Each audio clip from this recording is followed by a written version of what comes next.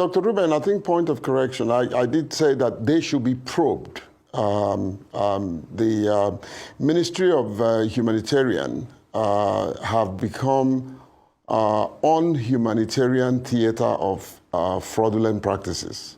And when this kind of staggering amount of fraudulent misappropriation of public fund is in the public domain, has been discovered, that are in the public domain has been discovered, any responsible government, which I think this government is, should probe such ministry and go further to put a stop to every and any program that we are fast discovering have become a conduit pipe for siphoning public funds, beginning with the former minister. You know, the former minister played a very dirty role that trailed across the entire length and breadth of the Ministry of Humanitarian. She was literally running it like a private business. That's why she was approving sending public funds into private account. And by the way, let me address the media and publicity gentleman that works with the current Minister of Humanitarian. It is not true that it is legal. There is no legality around transferring public funds into private purse.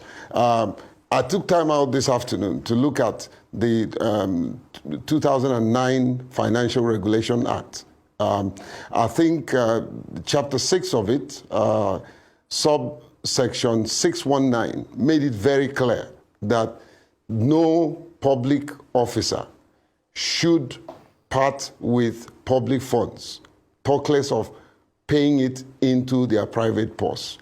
Chapter 7, Subsection 718, made it very clear that it is illegal and an offense, you know, punishable by imprisonment and all of that, you know, if an individual, a public servant, pays public funds into their private purse, irrespective of whatever the reasons are, you know. I wasn't surprised, to be honest with you, what is happening to Dr. Farouk.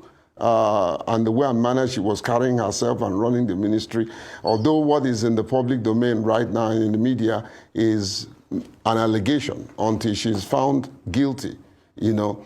But the level of misappropriation, Dr. Abati, is alarming. It's far more than the 37.1 billion that everybody is talking about. Is far, far more than that. They are I mean, fictitious claims, $523 million US that she claimed from the World Bank, that she claimed that she used in feeding the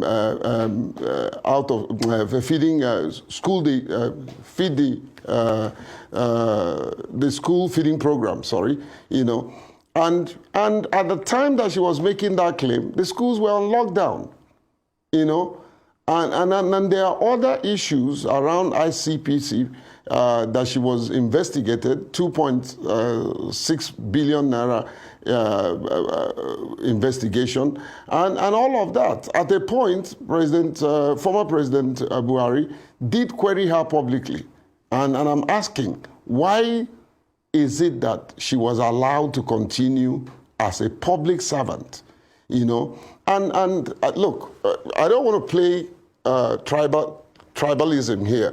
You know, to be honest with you, if Farouk is from the South and she's being asked to refund what she's refunding, and EFCC is inviting her and she's not showing up, it would have been a different case. And I think it's high time EFCC should go and get her arrested. She should account for the public funds that was in her possession as a minister. She was a minister of the Federal Republic of Nigeria, a public servant, and she should not treat issues like this with levity. It is appalling, despicable, and unforgivable.